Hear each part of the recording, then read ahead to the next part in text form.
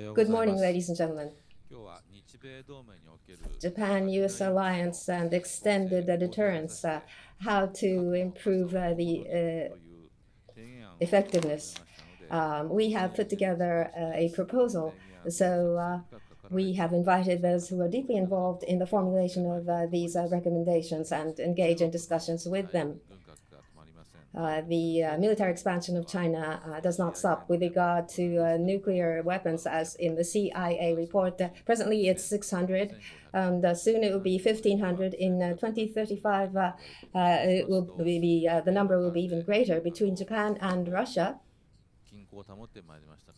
the nuclear world has struck a balance, but now we have a tripolar situation and between Japan, China, and Russia, and the U.S. is conducting a review. DPRK, China, and Russia, these are major nuclear weapons countries, and Japan is facing all of them with U.S. as an alliance country, and Japan is in the greatest danger. And the nuclear umbrella of the United States, unlike NATO, it was only an abstract one. And the procedures have been discussed, but the implementation has not been discussed by the government.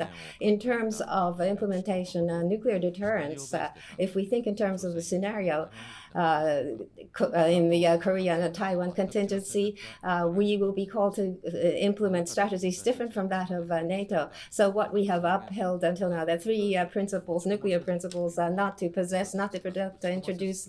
It has to be changed to not to allow nuclear strikes. We have put forth 15 recommendations. If you turn to look at the video, we have the three speakers explaining in detail the recommendations on the video. So what is most important among the recommendations? That is the question we'd like to put to the panelists. So over to you, Admiral Takei. Thank you very much, Mr. Kanehara. Of the 15 recommendations, I believe recommendation 3 is the most important. But before that, why the recommendations are very important, let me explain. With this recommendation report, what would be the best and optimum deterrence policy for Japan? We would like to have the widespread debate among the politicians and the general public. Japan has always been depending upon the United States, and we have had no discussion or debate. With the Cold War ended, the nuclear deterrence have been left to the debate for the small group of the experts and so forth.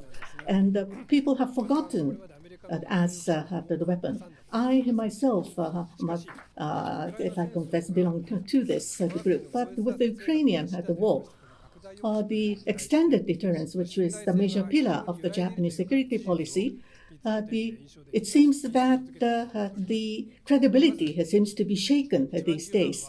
And the most important is that the UN Security Council, the permanent seat owned Russia, have actually breached the integrity of the sovereignty and the territorial integrity, and have made aggression. And secondly, with the intimidation, has used the nuclear weapons in its statement that Russia may use the tactical nuclear weapon, and it has revised its doctrine, has been discussed amongst the experts. But even before the aggression, in order to put a hold to NATO's involvement or to put a hold to the United States, Russia has already made intimidation. And after the war has begun, the red line has been repeatedly mentioned to trying to deter United States or NATO involvement. The third and the most important is that the Biden administration has succumbed to the intimidation of Russia. Biden administration said that if there is the World War III, the breaking out, and the use of nuclear, the Armageddon could happen, which is something very frightening. President Biden has stated this publicly repeatedly, and the performance of the arms to be provided to Ukraine has been restrained and controlled because of that. For those countries who are under the nuclear umbrella of the United States, there has been a great vacillation, and when it came to its credibility of the nuclear umbrella by the United States. That a country having a permanent seat at United Nations Security Council to limit the vision and have a convinced military aggression, we cannot deter. And the powers will try to avoid involvement, which could prolong the warfare. And if we place China in the shoes of the Russia, if and when Taiwan contingency happens, then it could be a long and protracted attrition of the war happening with all sorts of different parties involved. And looking at the China having such a great productive capability of the military, the weapons, we should absolutely try to deter the China. Now, Prime Minister Abe has said that perhaps Japan, together with the allies, to have a nuclear sharing policy to be discussed and debated to try to protect the lives of the Japanese people. All available options must be debated, is what he has stated publicly. But the statement of Prime Minister Abe in the following day has been denied by Prime Minister Kishida that Japan will uphold the three non-nuclear principles. So the debate on the nuclear options have been dampened. But those who are conscientious have continued to have this debate, and that has led to the recommendation from the SPF. With the late Prime Minister Abe contending for this, that has led to this recommendation. Now let me try to explain why recommendation 3 is important. To think about the Japan-U.S. extended deterrence consultation that has begun with the assumption of escalation to the nuclear level in the mind. For those operators of the defense capabilities, that we have to have all the stakeholders involved. According to the Ministry of Defense, the North Korea has already have the nuclear warheads being made available to be used and delivered anytime. And with China in the mind, we may not be able to have a very stable exchange of views with them. And as Mr. Kanehara has mentioned earlier, if the U.S. and China will be in a nuclear parity, the nuclear picture in this region would dramatically be changed. And for Japan going forward, nuclear deterrence, including the operators, we need to have a good debate and wide-ranged debate. And that is being recommended under recommendation 3, and that I believe is the most important. Thank you very much. General Koji Yamazaki, former Chief of Staff, Joint Staff Office. Yes, I'm looking very much forward to this discussion. In terms of implementation or operation, the importance of the recommendation is I'd like to point out. And the integrated operation framework between Japan and the U.S., these are points I'd like to refer to. First of all, Kanehara-san and Takei-san mentioned the fact that the reality is changing, especially with regard to nuclear. The Ukraine war was such that the nuclear threat has manifested itself, and it's become a reality in our country. China, DPRK, and Russia, we are directly facing these countries. In such a world, the nuclear threat is something that we are facing. So we have to face this reality in terms of a security plan and the Japan-U.S. cooperation and the self-defense force. So in that sense, extended deterrence is very important. With regard to the second point, end of 2022, the national security strategy and the 3 strategic documents were put in place. We faced reality, and from the implementation standpoint, we have brought about major changes. And one of the major points is related to standoff defense capabilities, to leverage that, and when necessary, to engage in counter-strike. And that was a new inclusion. With regard to counter-strike, the SDF can do this alone, or it may be between Japan and the United States together. And the target countries to be directly to strike from the opponent, from conventional forces to nuclear forces, it has to be seamlessly done, and proper management is necessary. Our country's policies and SDF defense capabilities, with these undergoing change, the way we fight and combat, the way the nation is, and SDF and Japan-U.S. consultations needs to be changed, and now is the time to do that. And I think this is the efficacy of the extended deterrence is very important. There are 15 recommendations, and these, I believe, are very significant. In terms of operation, there are three particular recommendations which I emphasize. Recommendation 1, establish a peacetime Japan-U.S. consultations on extended deterrence to enhance effectiveness. What framework and what organizations, under what organizations will the consultations take place? I believe that the framework and organizations is necessary between Japan and the U.S. 2015 Japan-U.S. guideline. Based on this, ACM and BPM has been launched. ACM is such that it's an alliance coordination mechanism. And the other is a BPM, the bilateral planning mechanism.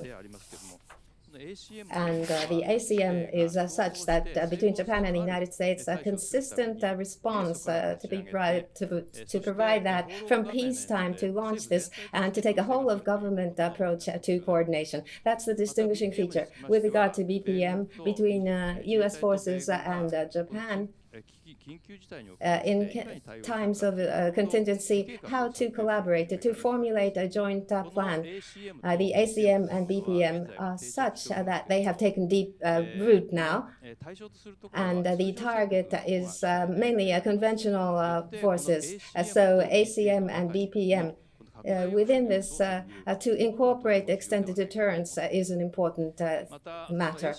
And the ACM is a whole of government, approach. And extended deterrence, in particular with regard to nuclear expertise, is required, and experience is also required. And also in terms of extended deterrence, immediate decision making may be required in some cases. And so in the consultations, for those participating, commensurate capabilities are required. And in this elite team, a small number elite team would be appropriate. On BPM and the members of the group, normally presently it's centered around conventional forces, SDB, and Indo-PACOM, and the U.S. forces in Japan are participating in the extended deterrence operations, which we will be planning.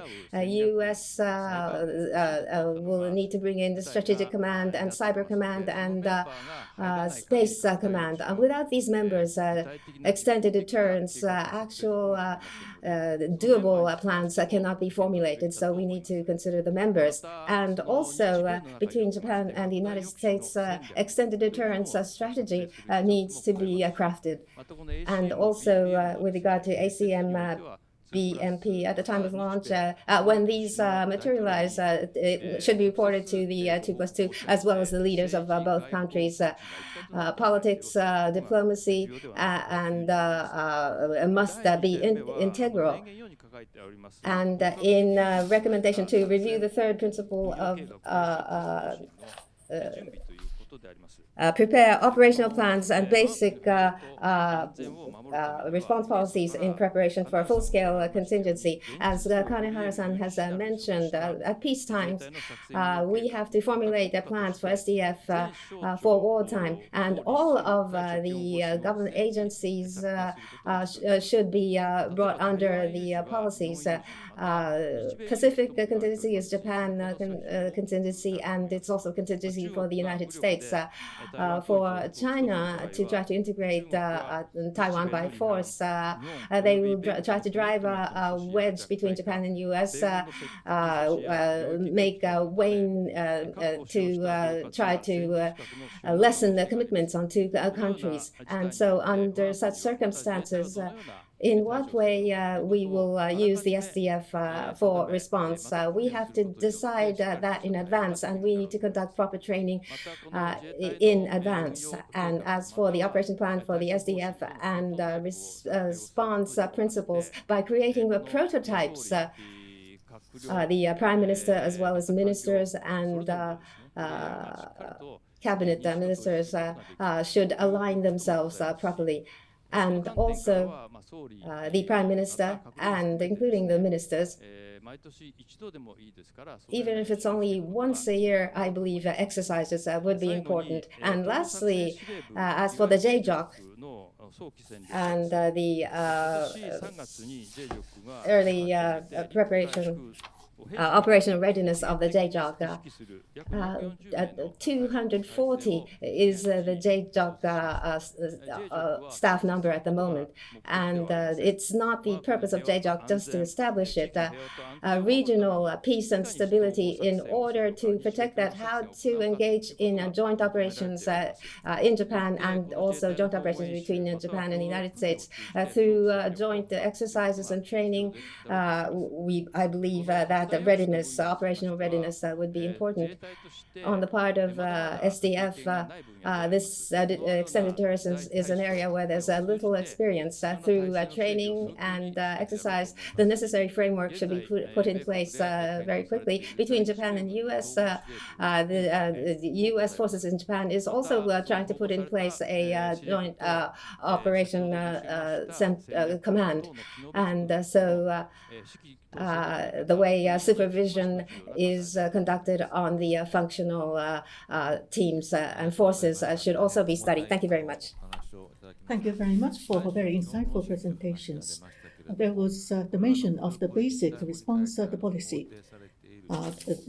This is a existing policy that, as have mentioned in the Armed Attack Situation Response Act, if there are aggression or if there is a launch of the nuclear missiles from the North Korea, for all the ministries and agencies to continue the war fighting, the government should put forward a request and order.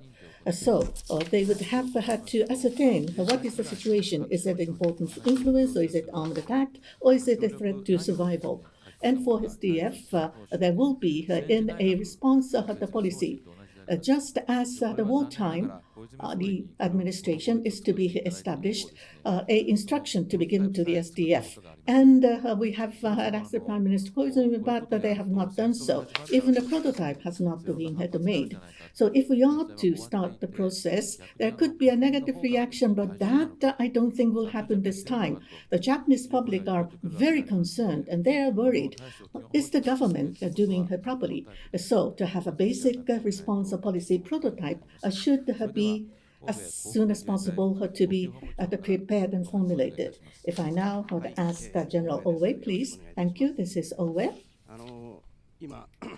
As Mr. Kanehara and Admiral Takei and General Yamazaki have already mentioned, for the 15 recommendations, all those recommendations are important and should be started to prepare to put them in place. But looking at each and every recommendation, there are the high political hurdles and also the issue of a budget as well as human resources. There could be disparity and discrepancies in terms of the time horizon and so forth.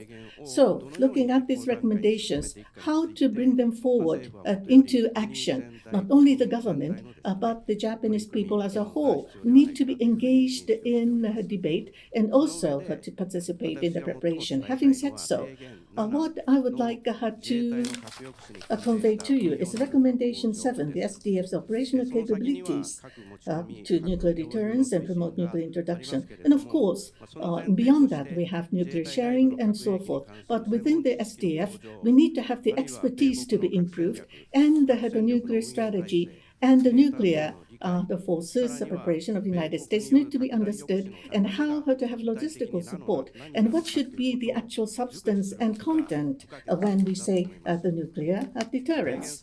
Now, looking at the recommendation 3, to assume escalation to the nuclear level, the Japan-U.S. extended deterrence consultations have already been started, and General Yamazaki have already mentioned its importance, and trying to have SDF, the operational system to be further strengthened. Recommendations 4 and 5 and 6, the Japanese public needs to have a deeper understanding. That should be the premise. And especially the SDF, who will be actually doing the practical operations, they need to deepen their understanding vis-a-vis the nuclear weapons. This is something urgent. When I was actually in the active duty, the SDF had the level of knowledge only at in very general terms, and the capability in terms of the nuclear weapons operations and so forth, it is almost zero. With the U.S. forces in cooperation, we need to as urgently as possible to improve on the nuclear the weapons understanding and operational capability. Now, looking at China and North Korea, those nuclear powers, the counter-attack capability to them may immediately have the risk of escalation. President Putin, in making aggression against Ukraine, have escalate to de-escalate have been employed as a strategy, and he has not excluded use of tactical nuclear weapons. So for situation that we need to be prepared as self-defense force, the intimidation from the adversary and how to make a counterattack, and also to control the escalation risk. The SDF needs to have the capability to make a decision on their own. If not, the Japan-U.S. the joint operation will be just in name, and Japan will not be able to follow. As for the effectiveness and the credibility of Japan's capability, we need to have the operational capability as well as training and exercise to have research and development in new type of weapons in a broad-based area. Japan and the United States need to collaborate and have joint operations and research, and to be made clear to the China or North Korea and Russia and so forth. And SDF needs to be forthcoming in participation and involved in the joint activities with the United States.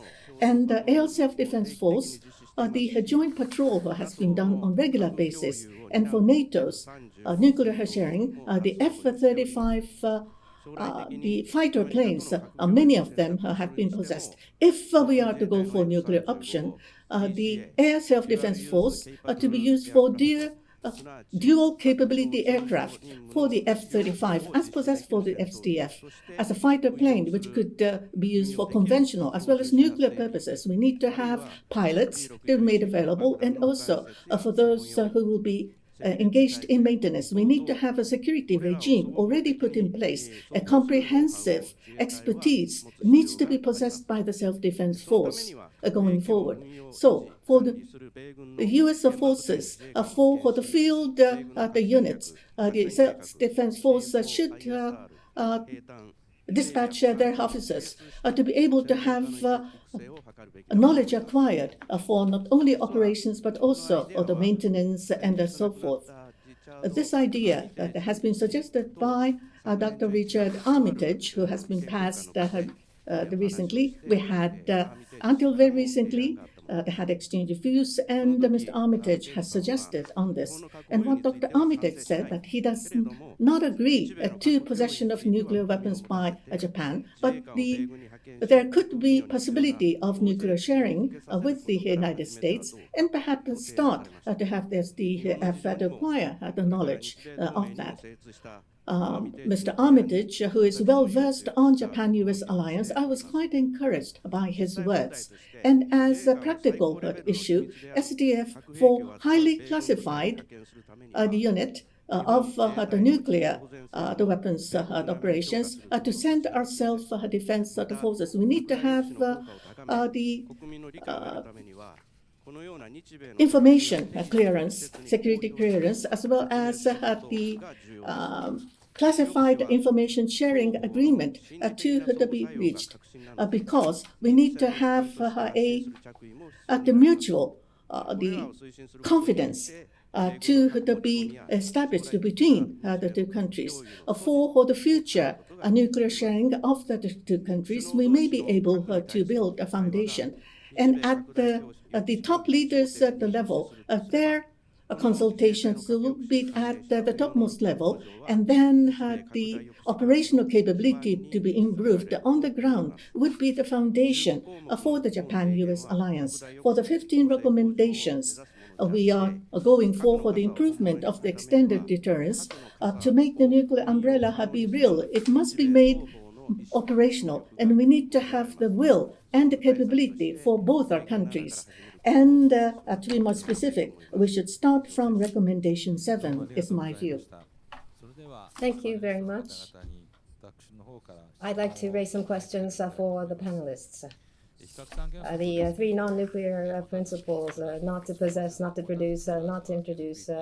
NPT has not to own and produce, but not to introduce is binding the alliance countries. I think we should be saying to the opponent not to engage in nuclear strikes. And to prevent that, what should we do? Normally, we should say that the United States, the president has the ultimate power, and he is the only one with the power to use nuclear power.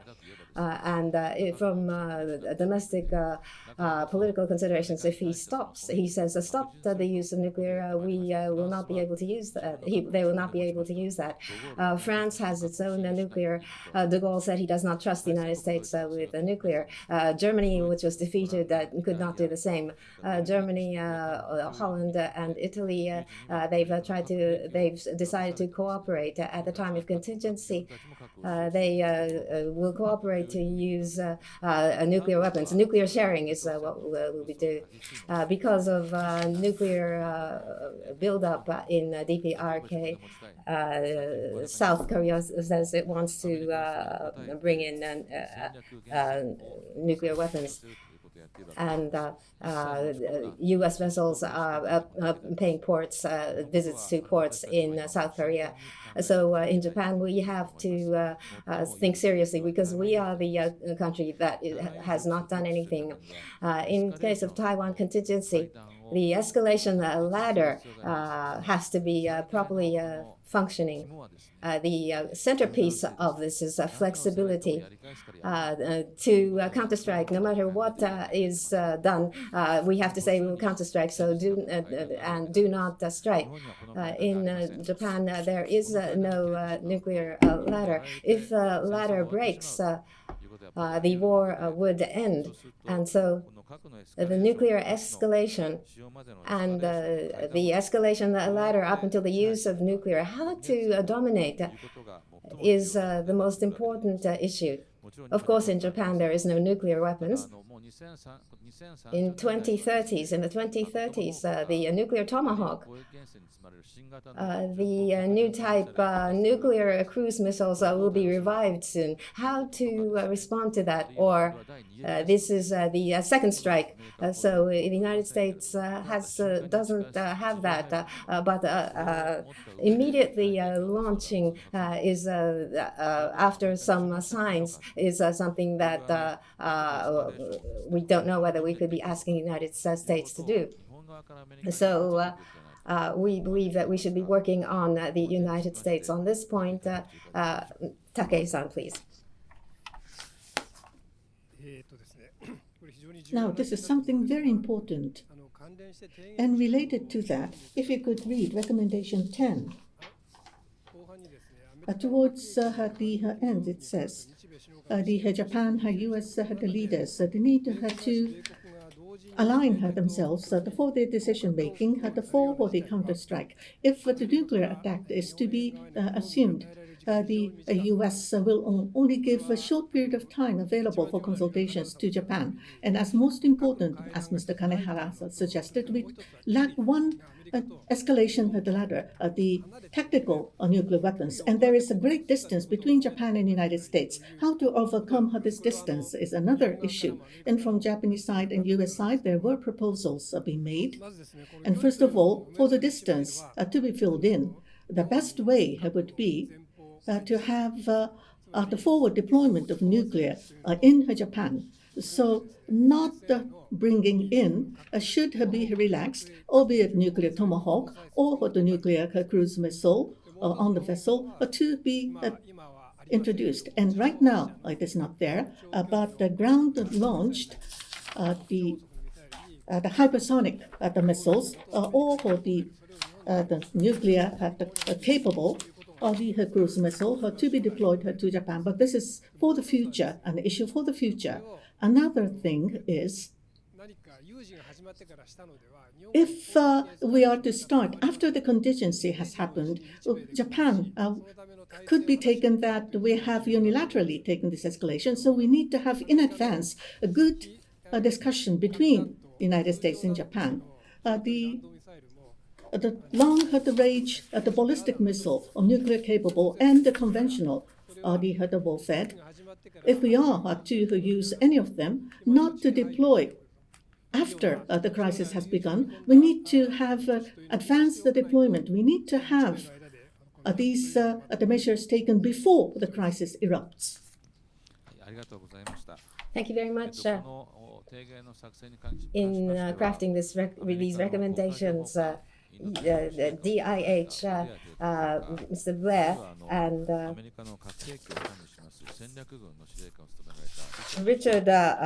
Charles Richard, and Brad Roberts, and Dennis Blair, former Director of National Intelligence Commander, and Brad Roberts, former Deputy Assistant Secretary of Defense, and Admiral Charles Richard, former Commander, U.S. Strategic Command, have been asked to put input.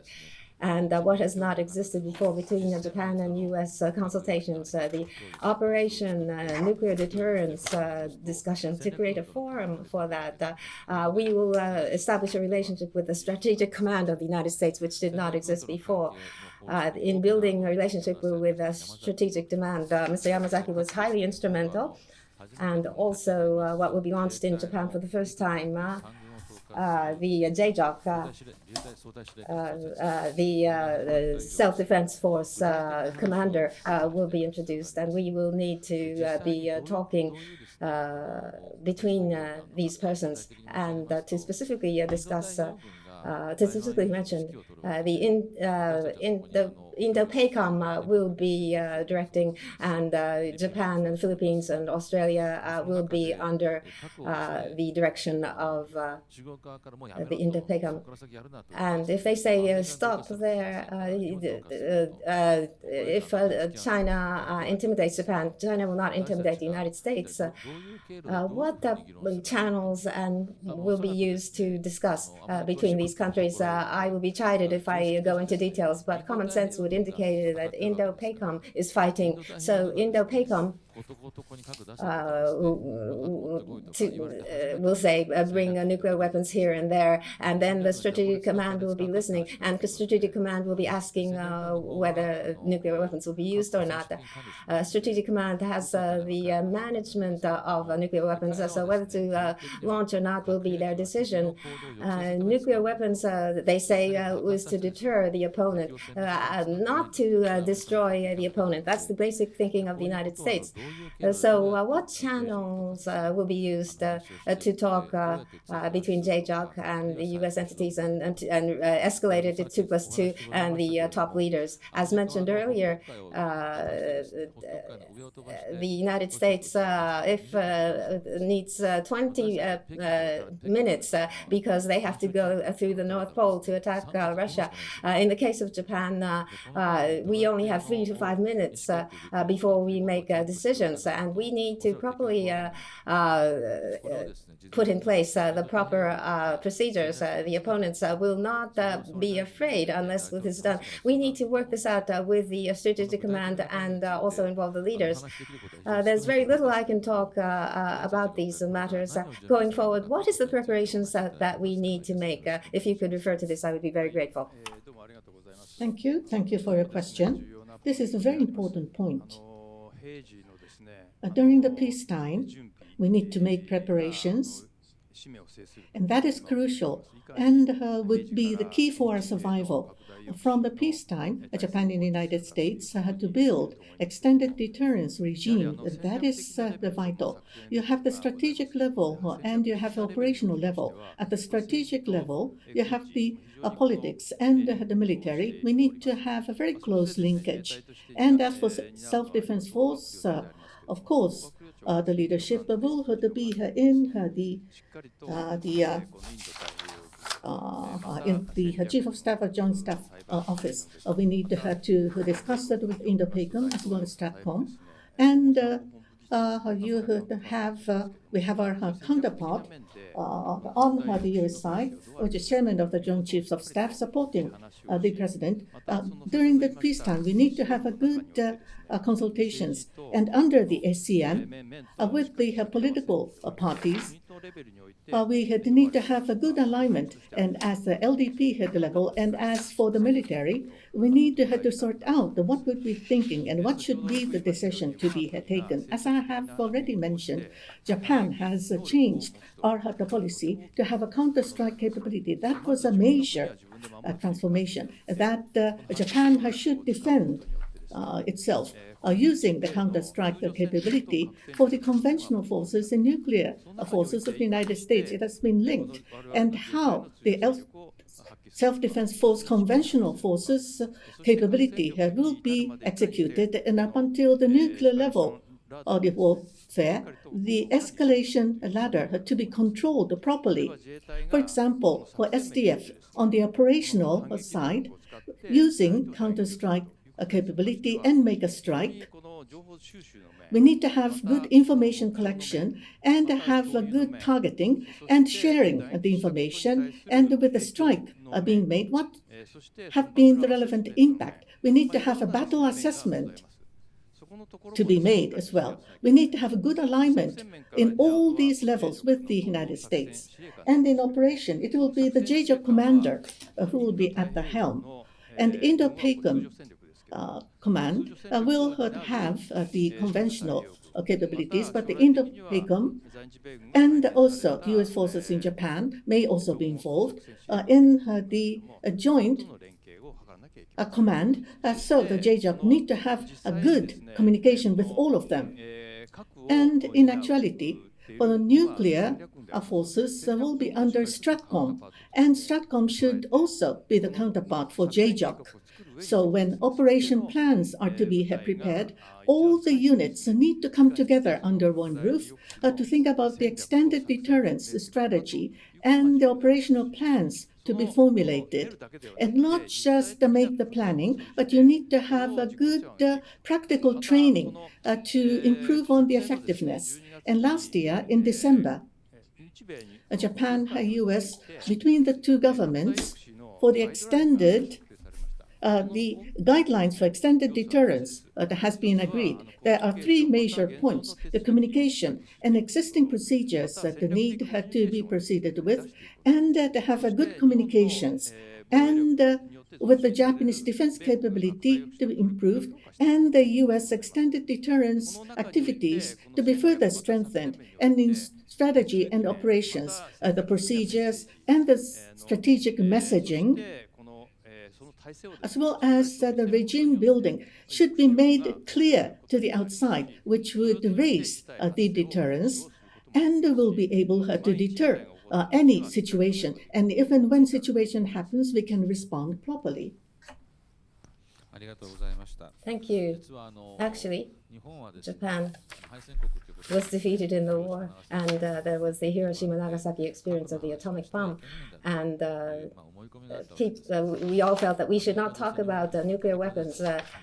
And we felt that the U.S. would not listen to us, but Germany has approached the U.S. To be allowed to use nuclear weapons. And in consulting, the strategic commander said, "Why is asking us? Why don't you ask us?" And we said we thought we shouldn't think about the nuclear weapons. So we were too much refraining from discussing nuclear weapons, and we are quite anxious whether the United States will protect us in times of need. And the citizens ask us, could we trust the United States? That's often a question that we get. In the nuclear world, as a common sense, in order to deter the opponent, rather to engage in intimidation, it's more difficult to convince the citizens when the country does not have nuclear weapons that it is safe. And we have stopped thinking about nuclear weapons at the moment. So the United States, if it can bring in nuclear weapons, can it deter China? And will the Japanese citizens be convinced that the U.S. Can be trusted? And there'll be discussions started to see if the Japanese government is making efforts to persuade the Japanese citizens what should we do, and what should we propose to the United States so that we can reassure the citizens. So, Oe-san, please. Thank you for the question. Now, as Mr. Kanehara has suggested, this is Haley's the law. For those who are involved in a nuclear issue, this is something of a common sense. Try to deter the other side. You need to have a 50% credibility for the nuclear regime, and that would be sufficient enough to deter. But if there is 5% of the possibility of being struck, that would be vulnerability. So you need to have 95% probability. That 95% there could be retaliation. And if that is the nuclear umbrella, the adversary would never be engaged in attack. And that should be shared as a commonly accepted wisdom. If not, it would not work. For the Japanese public, as the three panelists have been discussing, we have three non-nuclear principles, and we have the memory of Hiroshima and Nagasaki. In many ways, for these sensitive issues, we have not had any in-depth concrete debate. And there was a very vague awareness that nuclear deterrence is somewhere present. But looking at the reality of the international community, as Admiral Takei has explained, it is becoming increasingly serious and difficult. So it is not that intimidation, but the Taiwan contingency, or in the nuclear some contingency could happen in Korean Peninsula, that nuclear could be used against Japan. This is becoming increasingly realistic. We should have a debate based upon this.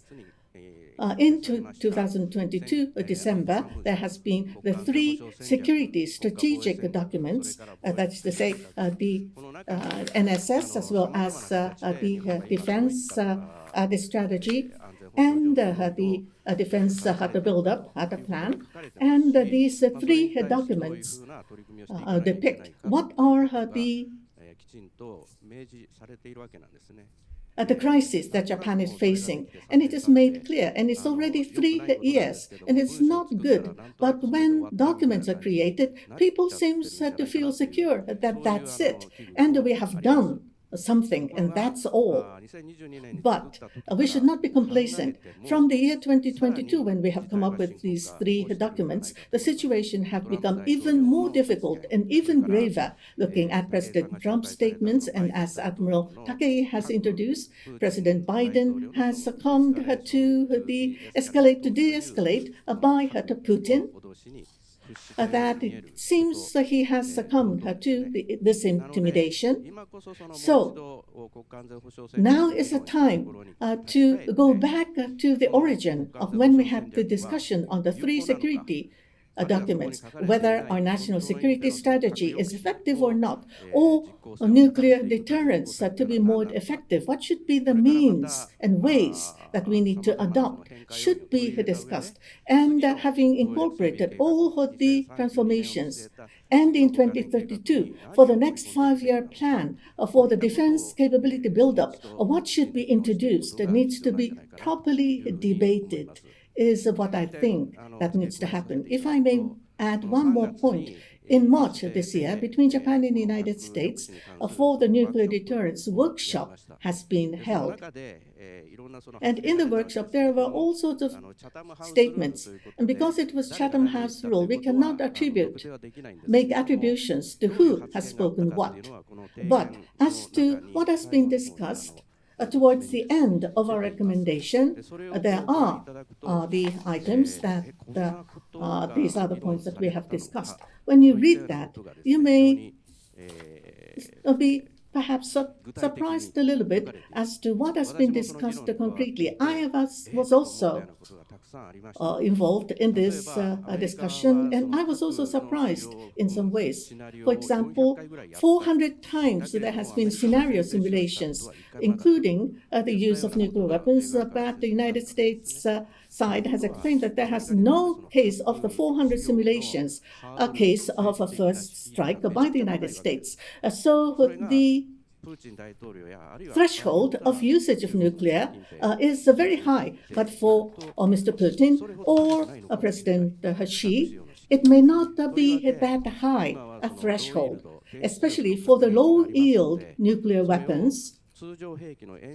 In the extension line of conventional weapons, there are some operational actions.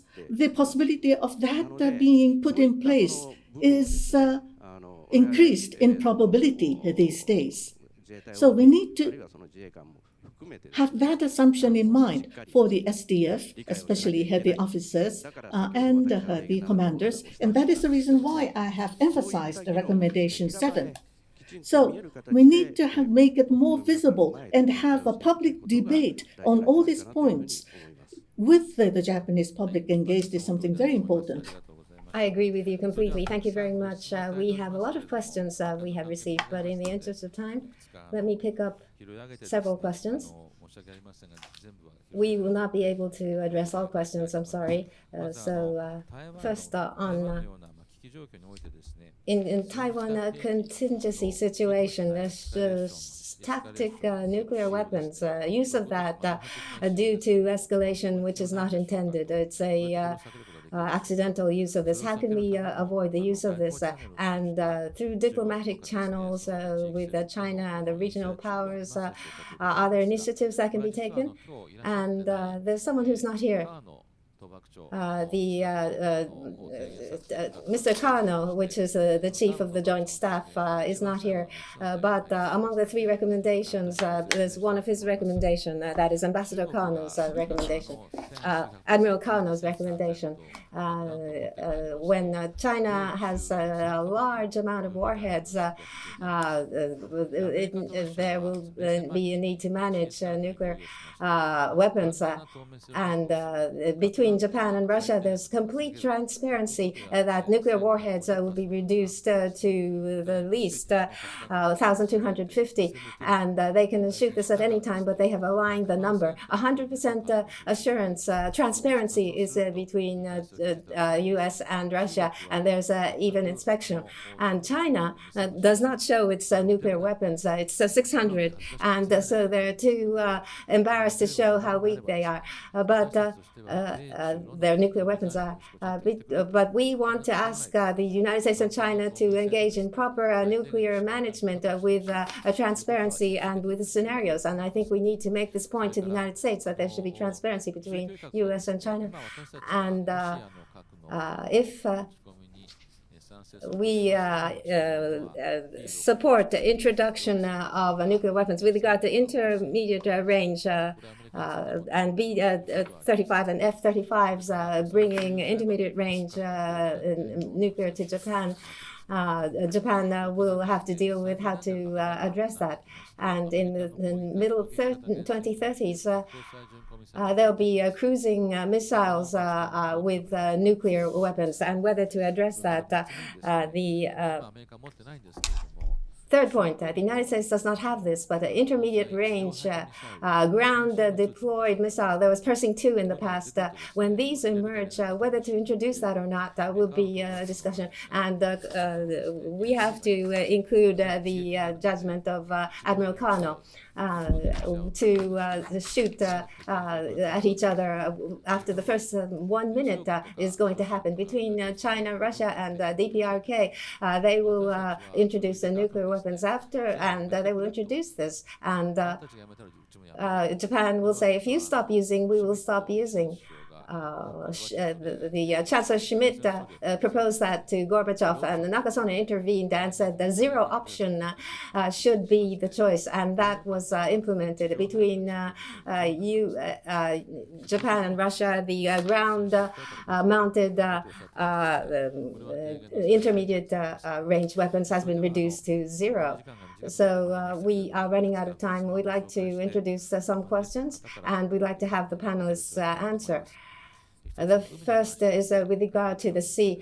So we'd like to ask Admiral Take, the non-nuclear principles not to possess, not to produce, and not to introduce, and not to allow strikes. You said that, but isn't that difficult to do?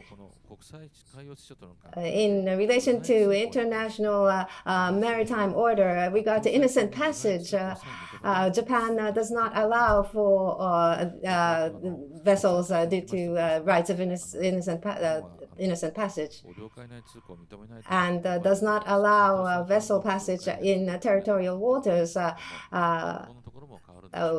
And will that change if we allow vessels with nuclear weapons? Will it change to allow passage through these waters? The innocent passage in itself, I believe there is a latitude of judgment, and every country makes a decision. But Japan's basic position is that innocent passage from the customary law days, that innocent passage is allowed. Innocent is that to take anchor for a certain period of time without any meaning or relevance, it would not be deemed as innocent passage. And for those nuclear capable, the vessels or so forth, whether innocent passage will be allowed or not, like NCND, like the United States. And if they assert that it is innocent passage by the United States, Japan will allow that. We cannot really oppose. So we have already done so from the past. And in the case of Japan, in the major,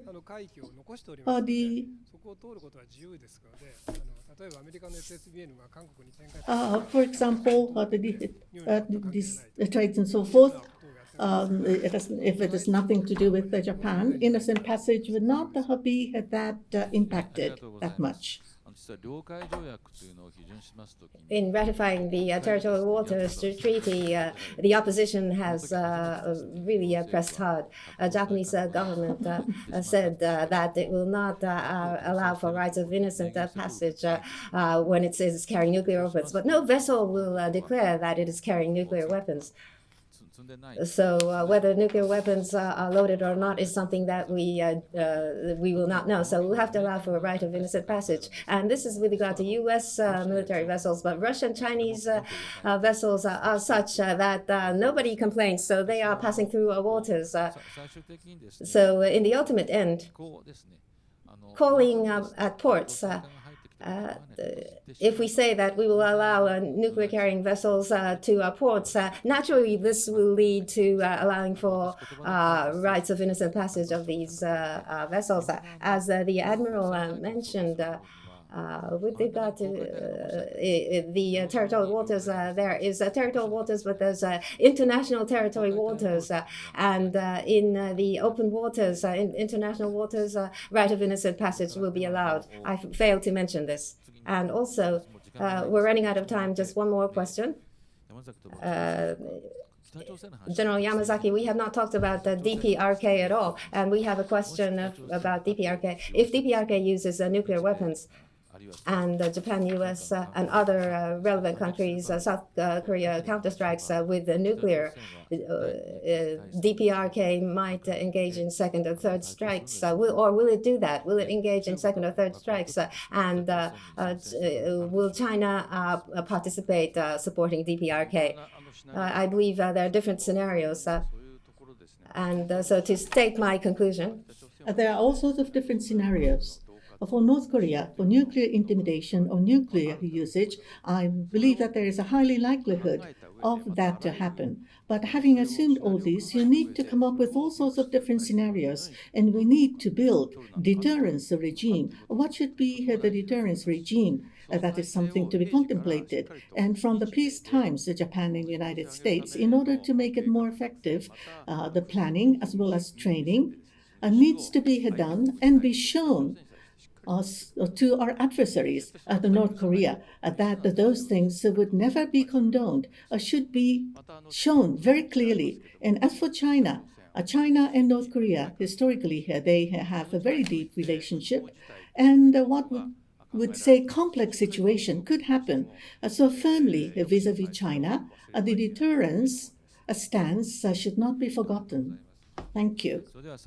So lastly but not least, to General Owe, I have a question to do with the issue on the air, and you have already responded half of that.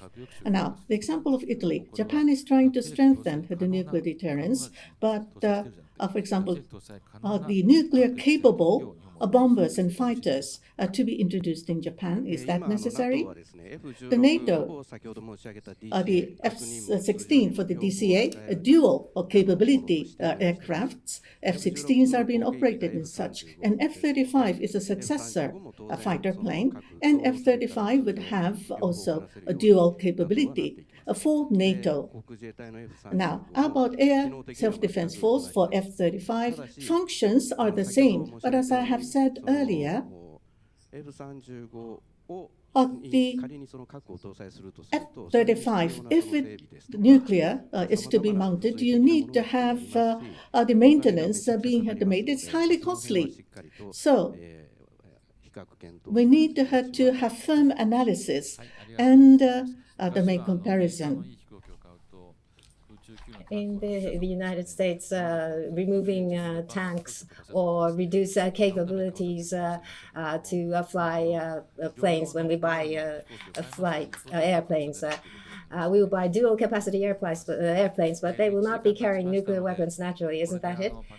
We've run out of time, so we'd like to conclude this panel discussion. Thank you very much to our audience.